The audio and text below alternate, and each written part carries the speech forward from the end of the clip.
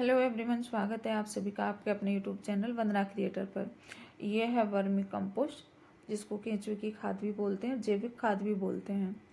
तो ये मैंने मंगाई थी सवाई माधोपुर डिस्ट्रिक्ट से।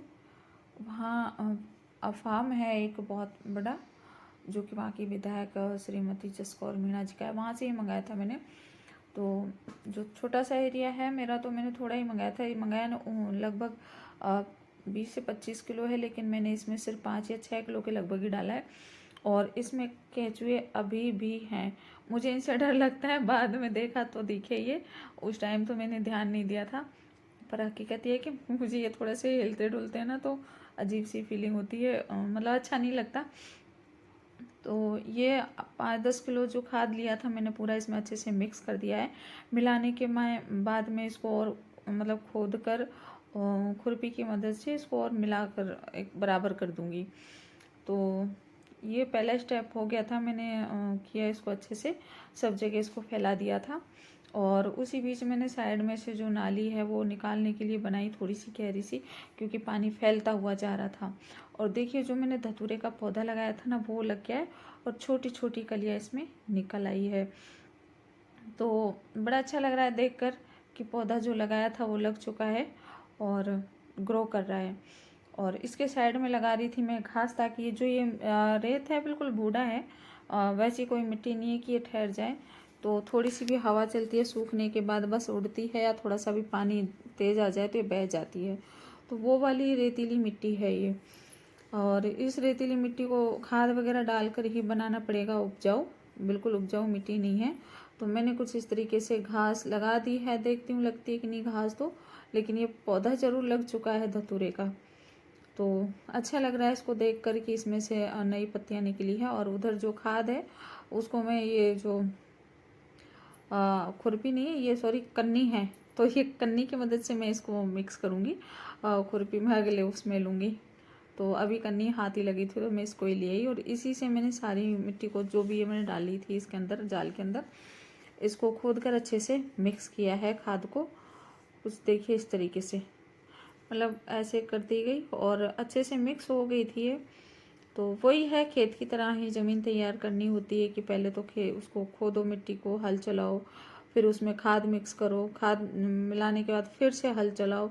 तो होता क्या है कि जो खाद और जो मिट्टी है ना, आपस में मिक्स हो जाते हैं और खाद अंदर तक चला जाता है। तो ये जैविक खाद है, कोई नुकसान नहीं है। जैसे यूरिया वगैरह होते हैं तो नुकसान करते हैं, तो ऐसी मैंने कोई खाद इसमें नहीं मिलाई है, बिल्कुल जैविक खाद है ये। तो इसकी कोई साइड इफ़ेक्ट नहीं है। हाँ, गर्मी के मौसम में इसको मिलाएं थोड़ा कम, ज़्यादा मात्रा में इसको ना मिलाएं, मतलब कम ही रखें इसकी, क्योंकि गर्मी में तो होता क्या है कि लू चलती है, तो लू से वैसे ही पेड़ पौधे थोड़े से जल जाते हैं। और ज़्यादा खाद हो गई तो खाद की वजह से थोड़े और जल जाएंगे, इसलिए इसकी मात्रा ज़्यादा ना करें, मतलब कम ही डालें। तो ये बिल्कुल उपजाऊ मिट्टी नहीं थी, इसलिए मैंने इसमें लगभग 10 किलो के लगभग ये खाद डाल दी थी, जो भी ये जाल में जितना भी एरिया था उस पूरे में। और देखिए कुछ इस तरीके से मैंने पूरी मिट्टी को और खाद को अच्छे से ऐसे मिक्स कर दिया था, खोद कर, बिल्कुल इस तरीके से। तो मिट्टी और खाद अच्छे से मिक्स हो जाएंगे तो कोई भी चीज़ हम लगाएंगे तो खाद अंदर तक चला जाएगा, और वो फिर अच्छा भी लगता है, मतलब पेड़ पौधों को पूरा पोषण मिलता है उससे फिर। तो प्रोसीजर वही है, खेतों को जैसे करते हैं, तो मैं बस छोटे एरिया में कर रही हूँ, फ़र्क ये है। और वो थोड़ा खेत होता है तो बड़ा होता है, तो उसमें टाइम लगता है। इसमें ज़्यादा टाइम नहीं लगा था, मैंने फटाफट फटाफट से कर दिया था। यूँ मान लीजिए छोटी सी किचन गार्डन का एक मैं दे रही हूँ इसको रूप। तो ये जो एरिया है यहाँ मैं कुछ नहीं करूँगी, क्योंकि यहाँ से ये गेट खुलता है बंद होता है इस एरिया में। तो यहाँ से थोड़ी सी मिट्टी हटा रही हूँ, क्योंकि गेट बंद हो नहीं रहा है, ज़्यादा ऊँची मिट्टी हो गई थी इधर से। तो इस एरिया को तो खाली रखना पड़ेगा, आऊँगी जाऊँगी तो फिर पैरों से फिर कोई भी चीज़ लगाऊंगी लगेगी नहीं, और वो ख़राब भी होगी। तो ये वाला एरिया मैं छोड़ दूँगी, यहाँ कुछ नहीं लगाऊंगी। तो देखिए मिला दी है मैंने अच्छे से पूरी खाद इस मिट्टी में। और ये पेड़ पौधे हैं जो मैंने पहले भी वीडियो में दिखा चुकी हूँ, और अब दे रही हूँ मैं इन सब में पानी। तो पानी देने के बाद ये गाय के कंडे हैं, जो होता क्या है कि गाय जब गोबर करके आती है ना सामने, तो मैं उठा के साइड में रख देती हूँ, वो सूख जाते हैं तो मैं अंदर रख लेती हूँ। इस तरीके से मुझे गाय के कंडे मिल जाते हैं।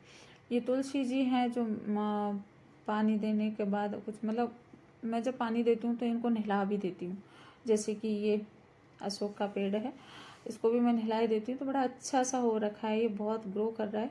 और पेड़ बोलते तो सारे बहुत अच्छे से ग्रो कर रहे हैं जितने भी मैंने लगा रखे हैं। तो देखिए ऐसे लगता है जैसे हम खुद नहा रहे होते हैं।